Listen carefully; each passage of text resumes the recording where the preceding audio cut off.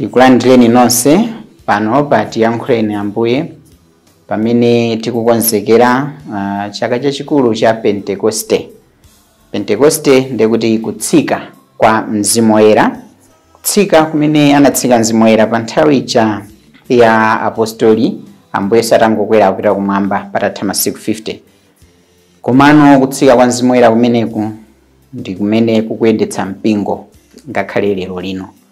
Ndi poyambira mwina tingomvetsa tisanayambe novena yathu bwinobwino tingomvetsabe kuti kodi amakamba za Pentekoste tikamakamba za Mzimu Woyera tikukamba chani. Tikumbukira ife amene tili a Khristu kuti tikamadzitchula kuti a Khristu ndiye choyambirira unali ubatizo. Ubatizo umene tinalandira ndi ubatizo m'dzina la Atate ndi la Mwana ndi la Mzimu Woyera. Tonse tinalandira ubatizo oterowo m'dzina la Atate, m'dzina la Mwana, m'dzina la Mzimu Woyera. Koma onsewa ndi Mulungu mmodzi. Timati eni atatu Mulungu mmodzi. Mwachidule timanena kuti Atate ndani? Atate timadziwa chifukwa chakulenga, nalenga dziko lapansi. Ndipo mu nthawi yonse imene timamva za chilengedwe cha dziko lapansi kuchokera pa Genesis chapter 1 paja sitimamva kwenikweni za Mwana ayi. Mwinanso kwenikweni sitimamva za Mzimu Woyera ayi, koma timangodziwa kuti kuli Mulungu. Ndipo Mulungu amene ndi amene Ayuda aja ankamkhulupirira monga adadziwulula kwa anthu oyambirira aja.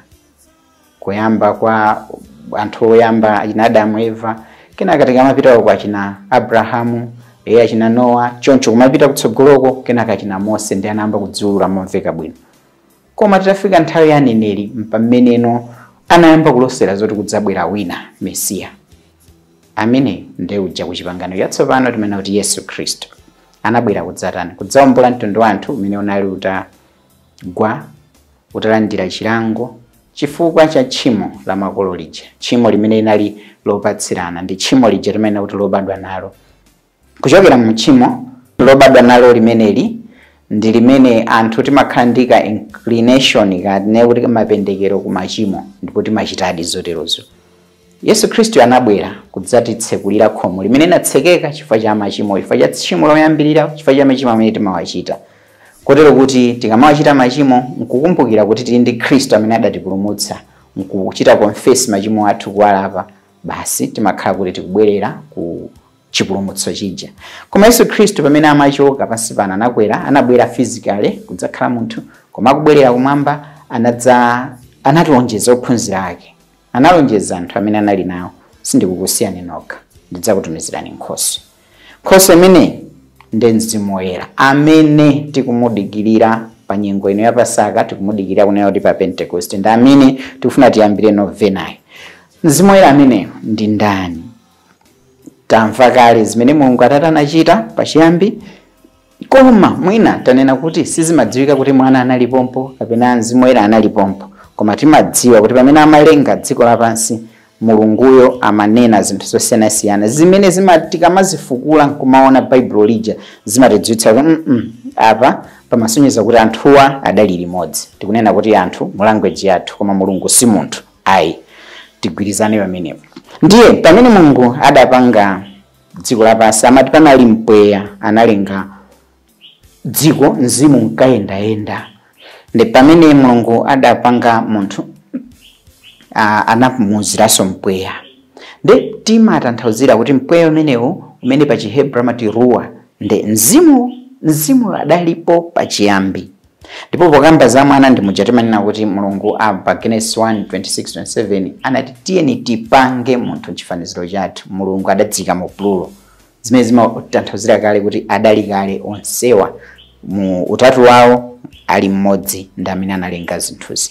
Mzimu wa Mulungu adali mwatsogolera fuko la Israeli. Mzimu wa Mulungu adali mwa aneneri. Mzimu wa Mulungu adapatsidwa kwa mpulumutsi Yesu Khristu. Izi ndeti kudziwanso bwino nthawi ija Yesu Khristu amalengezedwa poyambira kwa achina Mariya aja.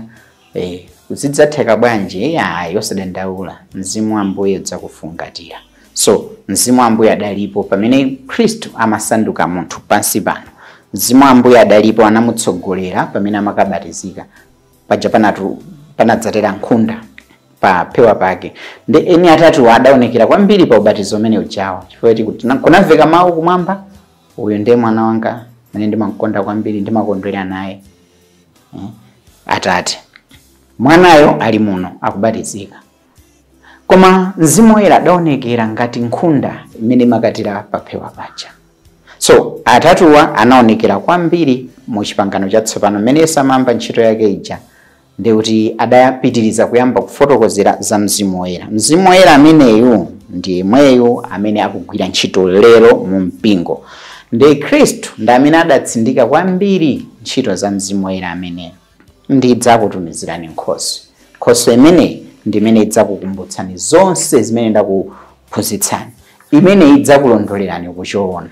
Nkhoswe imene ndi imene anzathu aja, apostoli aja, Ambuye atakwera kumwamba mantha anachotsa atayilandira Nkhoswe imene mujanali nyumba ija pamwamba timamva nkhani yake yonse. Ntchito za Atumwi chapter 2 pamene ali modzitsekera analandira ngati malilime amoto aliyense pamoto pake. Ameneyo ndiye Mzimu Woyera amene adawafikira ndi kuwapatsa mphamvu zoti athe kuyamba kulalika. Kuchokera pompo anatuluka ndi kuyamba kulalika. Atanayamba kulalika muzilankhulo zosiyanasiyana ndipo anthu ankawamva akulalika muzilankhulo zimenezozo.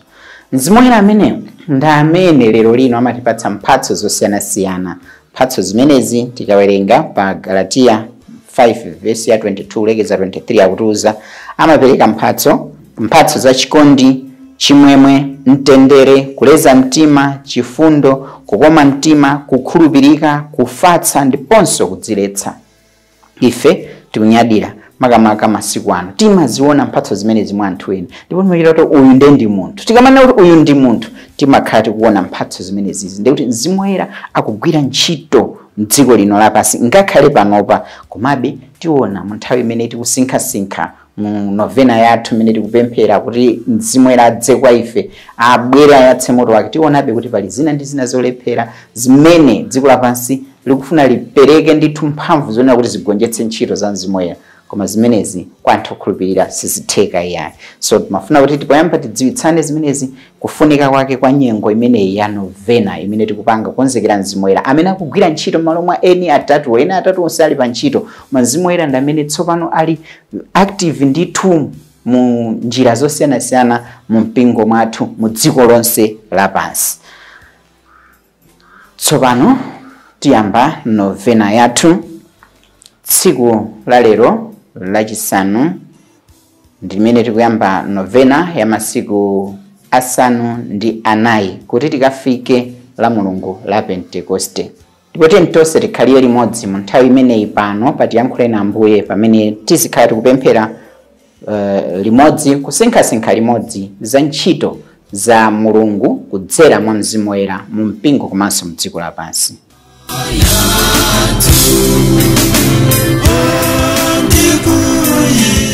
M'dzina la Atate ndi la Mwana ndi la Mzimu Woyera. Amen. Bwerani Mzimu Woyera, mudzaze mitima ya okumverani ndi kuyatsamo moto wa chikondi chanu. Tumizani Mzimu wanu ndipo tidzasandulika ndithu, ndipo mudzakometsanso dziko lapansi pano. Ulemu ukhale kwa Atate ndi kwa Mwana ndi kwa Mzimu Woyera, monga panali poyamba ndi tsopano ndi masiku onse ndi pa nthawi zosatha. Amen. Abale anga, pa tsiku lino loyamba lachisanu pamene tikuyamba novena yathu, nyengo ya mtengo wapatali, pamene tili mu nyengo ya Pasaka, koma tikufika pa nthawi yonena kuti tsopano Ambuye Yesu atitumizira Mzimu Woyera. Tiyamba pompano kuchawo ndi la Mulungu la kukwera kwa Ambuye, ndipo kenaka la Mulungu lina tidzalandira Mzimu Woyera. Ambuye Yesu akukwaniritsa lonjezo lake.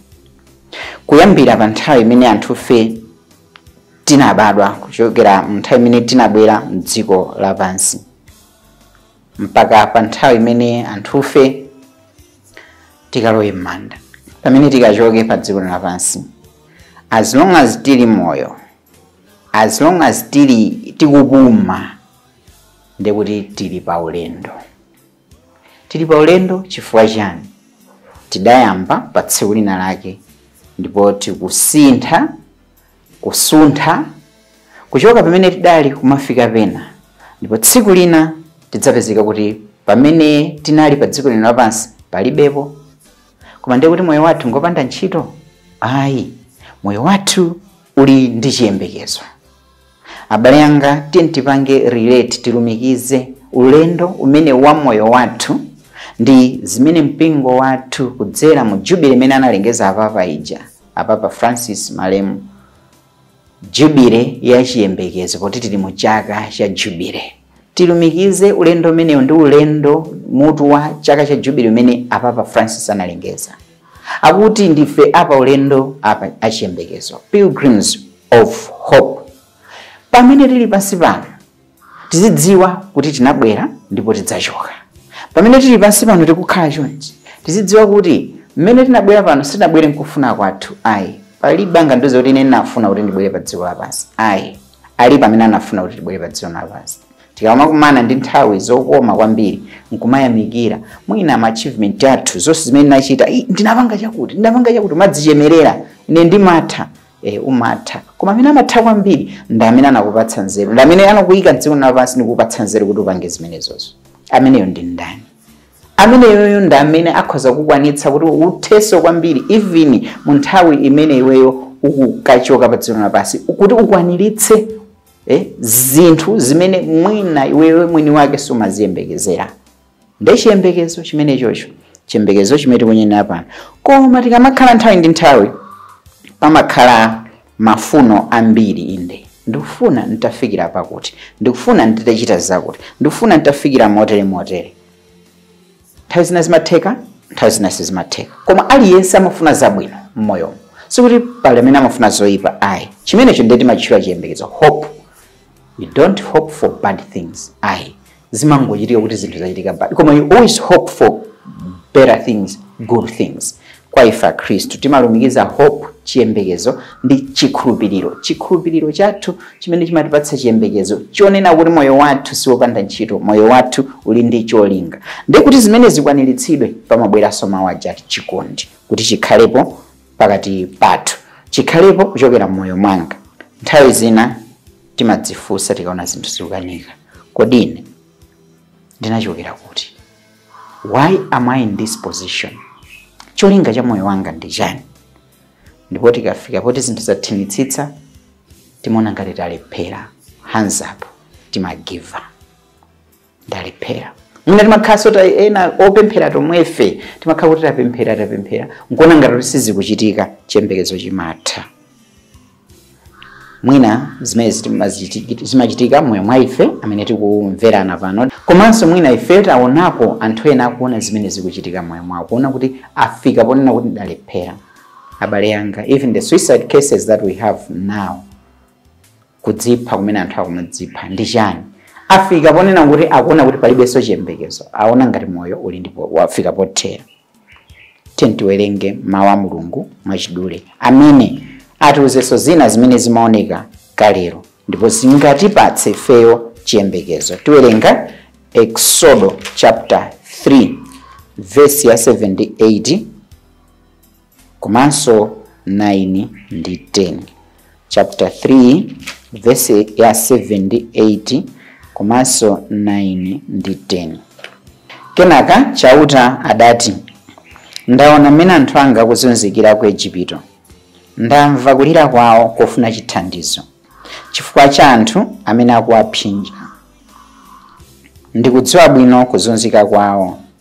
Ndabwera kuti ndiwapulumutse kwa Igupto ndi kuwatulutsa m'dziko limenelo, kuti ndikawalowetse m'dziko lalikulu la chonde. Dziko limenelo ndi la mwana alirenji amene akukhala m'dziko limenelo ndi Akanaani, Ahiti, Aamori, Aperizi, Ahivi ndi Ayebusi. Ine ndamva ndithu kulira kwa Israeli, ndipo ndawaonadi mazunzo amene Aigupto akuwapsinja nawo. Tsono iwe ndikukutuma kwa Farao kuti ukatulutse anthu anga Aisraeli ku Igupto. Mawu a Ambuye. Tithokoze Mulungu.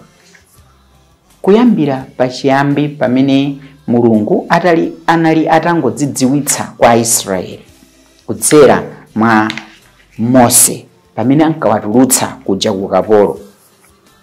Aisraeli anayamba ndithu complaining, anayamba kuvutika, kudandaula chifukwa cha ukapolo umene anali nawo. Ife sife oyamba, ayi abale anga. Tiyeni pano tipemphere pemphero la Salimo limene lingatipatsenso chiyembekezo. Chauta, chikondi chanu chosasinthika chimafika mpaka kumwamba, kukhulupirika kwanu kumafika mpaka ku mitambo, kulungama kwanu kumaonekera ngati mapiri atali, kuweruza kwanu nkozama ngati nyanja yakuya. Inu chauta, mumasamalira anthu ndi nyama zomwe. Chikondi chanu chosasinthika nchamtengo wapatali, n'chifukwa chake anthu anu amathawira m'munsi mwa mapiko anu.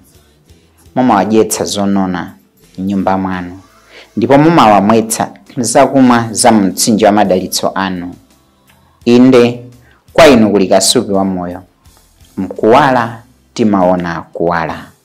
Musaleke kuwakonda ndi chikondi chanu chosasinthika anthu okudziwani, ndipo pitirizani kuwachitira zokoma anthu olungama mtima. Pamene tikupitiriza kusinkhasinkha tsiku loyamba la novena yathu, tiganizire nthawi zonse zimene takhala tikubuwula m'moyo mwathu pamene takumana ndi mavuto.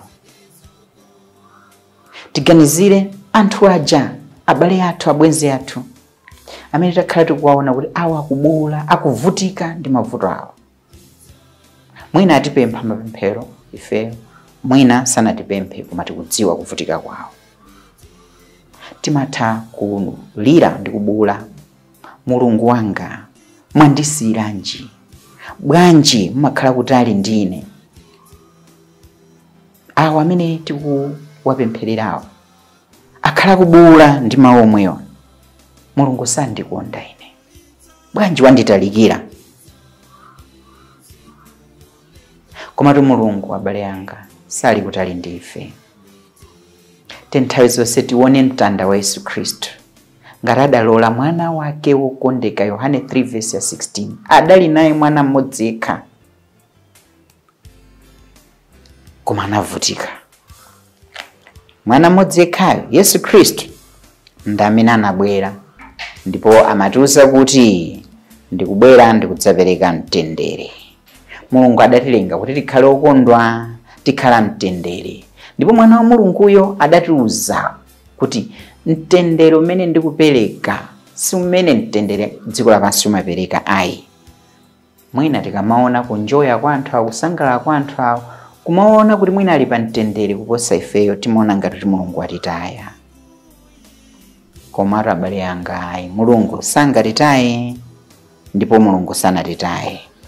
Mzimu Woyera ali nafe, sindikukusiyani ngati ana amasiye ayi. Monga momwe Mulungu anawaonera ana a Israeli ku ukapolo kuja akubuwula muja tawerengera muja, sanawasiye okha, anapeza Mose. Iwe Mose, pita ndikutuma kwa Israeli. Ife ndife amwayi amene tili mu m'bado adatumizira Yesu Khristu mpulumutsi. Ndife amwayi kwambiri.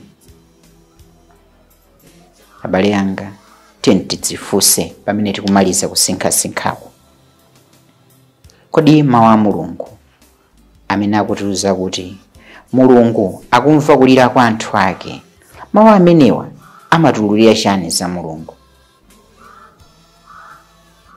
Anthu akewo kodi timaona ngati ndi awo amene akuoneka kunjoya, ife nkudzipatula? Kachiwiri, mawu a Mulungu amene tinawamvawa pa tsiku la lero kupulumutsa kwa Israeli, kodi akutiphunzitsa chiyani za cholinga cha Mulungu? Makamaka pofuna kuti anthu akhale afulu, anthu akhale olungama, anthu achoke mu ukapolo. Nanga kodi mpingo ungatithandize bwanji kukhazikitsa chilungamo pakati pathu? Aroma 5:5 akuti chiyembekezo chimenechi sichingamugwiritse fuwa la moto munthu ayi, pakuti Mulungu mwa Mzimu Woyera adadzaza mitima yathu ndi chikondi.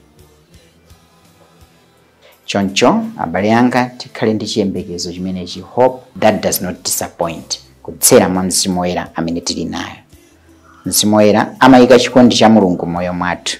Mzimu Woyera amatithandiza kukonda ngakhale anthu amene akuvutika. Mzimu Woyera amatithandiza kukhala olimba mtima ngakhale tikuvutika. Mzimu Woyera amatipatsa mphatso yakudzipereka. Tiyeni tipemphere. Tikuthokozani Ambuye chifukwa mmakhala nafe pafupi. Mumamva mawu athu ndi kulira kwathu, ndipo mumatiperekeza tsiku ndi tsiku. Mzimu Woyera ndi amene amatisunga moyo ndipo amatiyendetsa mu chilungamo chanu. Landirani kuthokoza kwathu mwa Yesu Khristu Ambuye athu. Amen. Ambuye akhale nanu. Madalitso a Mulungu wamphamvu zonse, Atate ndi Mwana ndi Mzimu Woyera akutsikireni ndi kukhala nanu nthawi zonse. Amen. Tikumanenso mawa pamene tikupitiriza novena yathu.